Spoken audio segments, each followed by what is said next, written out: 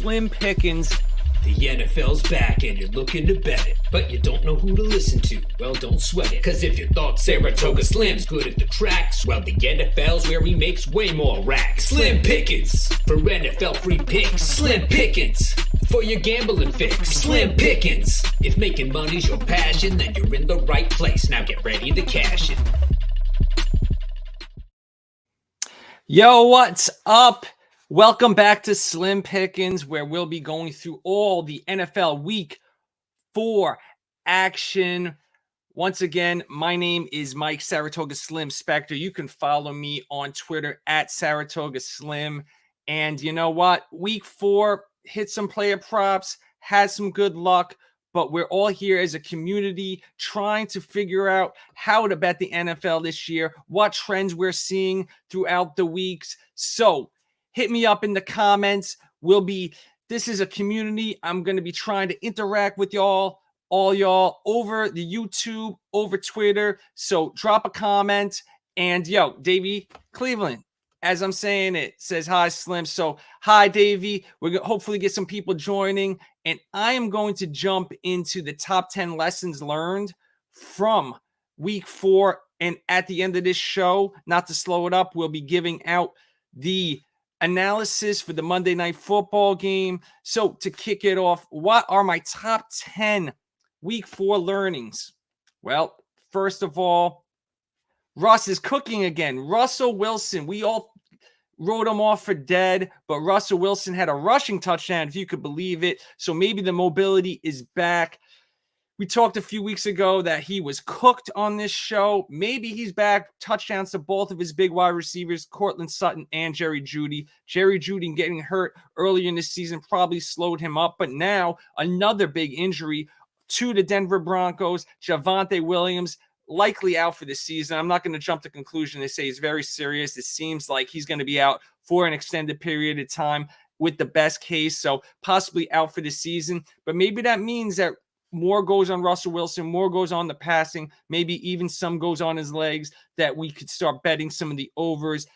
They go Thursday night next up, home to the Colts, who have one of the best run defenses, allowing the second lowest yards per carry at only 3.1 yards per carry. That's the Indianapolis Colts run defense. So maybe Russ, maybe throwing it a lot more on Thursday night, but that's the next game that we'll see.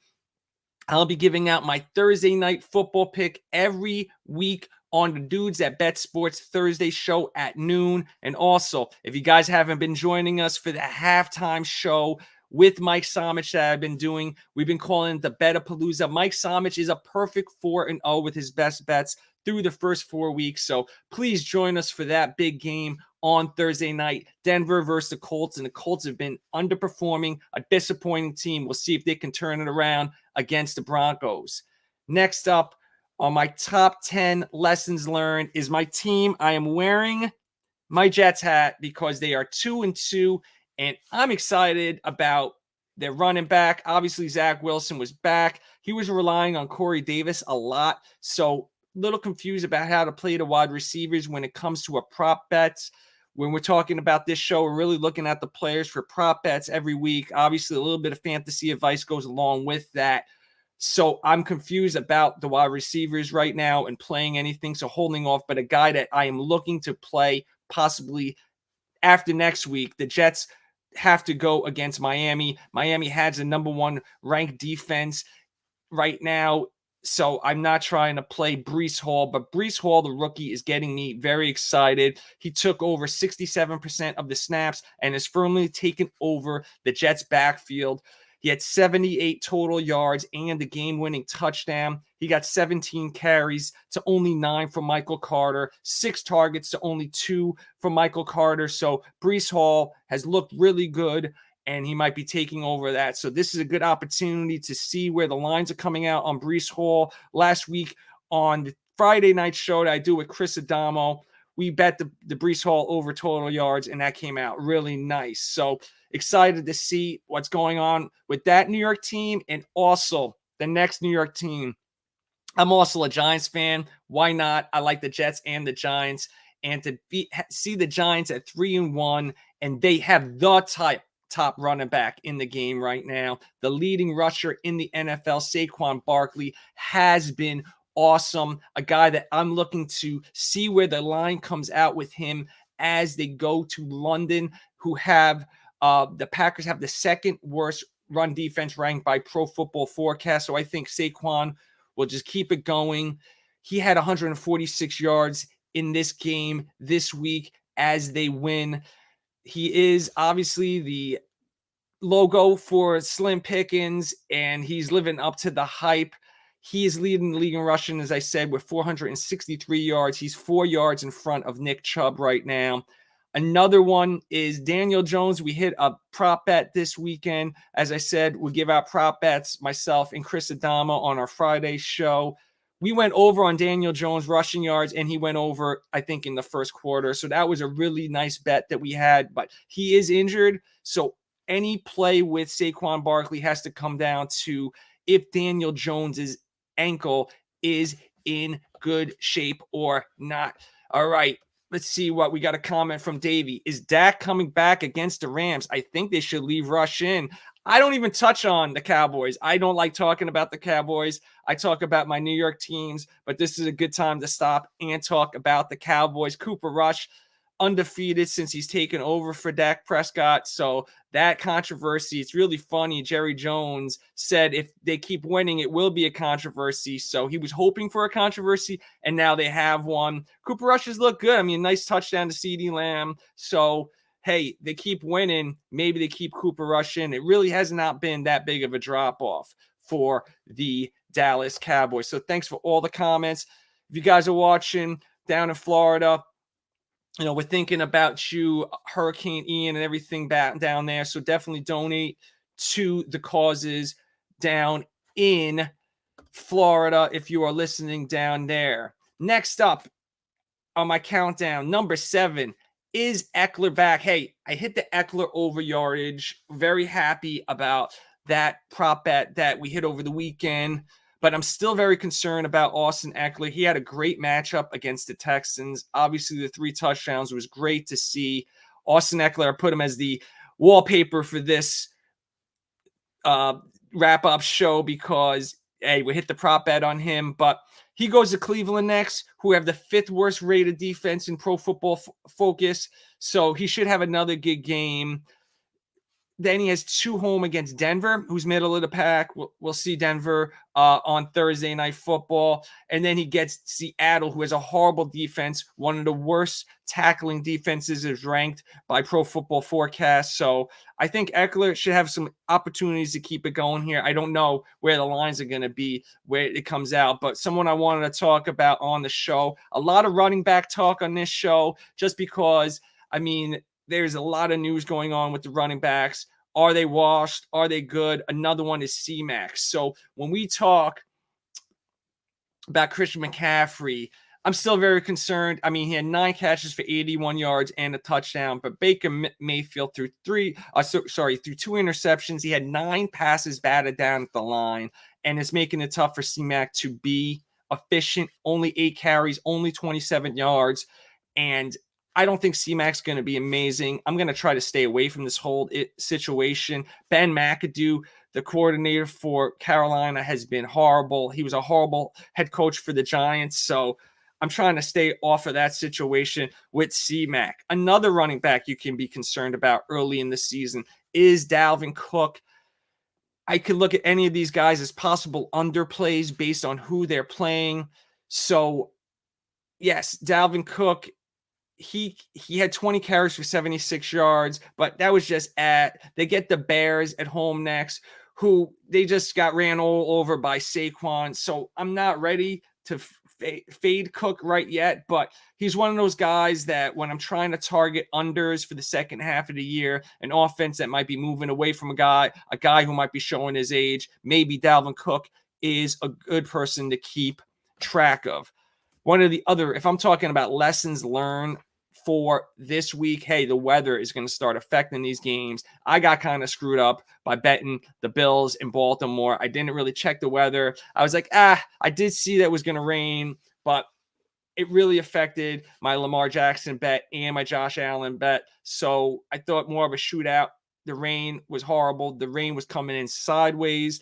The Jaguars at Philadelphia, it really kept Jalen Hurts. I stayed off of that game. I didn't have any bets there, but these things are going to happen. Giants and Bears was supposed to be a pretty crappy game anyhow, and it ended up that way due to the rain. So as we get into some of these games, we really got to get that weather, especially with passing overs or unders. Unders is a good opportunity if you think it's going to be horrible weather, but always very difficult. So talking about the weather, everybody wants to talk about a 93-point game instead. Who cares about the weather when we got 93 points being scored between the Seattle Seahawks and the Detroit Lions? Jared Goff passed for 378 yards and 4 touchdowns. TJ Hockenson came out of nowhere, 8 catches for 179 yards and 2 touchdowns, as a lot of their wide receivers were hurt. Hockenson was being peppered with targets, and he got it done. Even on the other side, Geno Smith has been looking pretty decent, 320 yards passing in this one. The Lions, they have a bad defense, and they have a really good offense. So it's going to be fun watching them all year as they provide great opportunities to play overs. Next week, they play at the Patriots. Patriots really have a shaky offense from everything I've seen this year. I think they're one of the worst offenses. And, they have a third-string quarterback that might be playing rookie Bailey Zapp. So we got to figure out what's going on next week with the Lions. But what I really do know about the Lions is if DeAndre Swift stays out, well, I relied on Jamal Williams. I'm also going to talk about Rashad Penny. I relied on Jamal Williams this week to hit a parlay. I had his over and 1 rushing touchdown. He had 2 rushing touchdowns and 108 yards rushing. Jamal Williams looks to be a stud right now, and that's really kicking off the week of the running backs. A lot of big running back performances. We already talked about Saquon Barkley. Rashad Penny on the other side of the ball. These high-scoring games, always good to play the overs on the running backs, especially anytime touchdowns. Obviously, this game, 93 points scored. You're not going to see that too often, but both sides of the ball, Williams and Penny went over and had 2 touchdowns. Amazing parlays in this one. And the Rashad Penny over was given out by my partner in crime, Chris Adamo, on our Friday show, where we'll be going through a lot of the player props. So check us out there. Seattle, they play the Saints next. The Saints do have a top rush defense, so I think I'm going to be fading Penny next week. Not going to play it over, probably just stay away from it. But Penny has really taken over. And the number one lesson learned for the week is Josh Jacobs and Miles Sanders came out of nowhere. These guys were left for dead in a lot of the drafts, fantasy drafts you might have had, but they had huge games. Josh Jacobs, 28 carries for 144 yards and also had 2 touchdowns. This is like the other 2 guys we talked about in the Seattle and Lions game.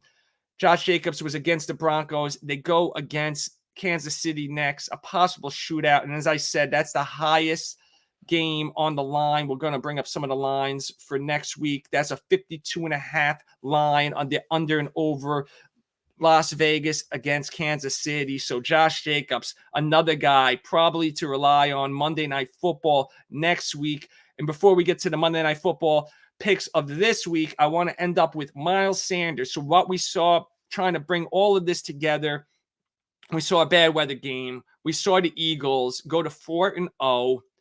And Miles Sanders was relied on for 27 carries for 134 yards, a career high, and 2 touchdowns. They get the Cardinals next week, and the Cardinals are one of the worst ranked defenses in all of football, as ranked by Pro Football Forecast. So I'm going to be taking a look at a lot of the Philadelphia overs for next week, and also Josh Jacobs in that high-scoring game.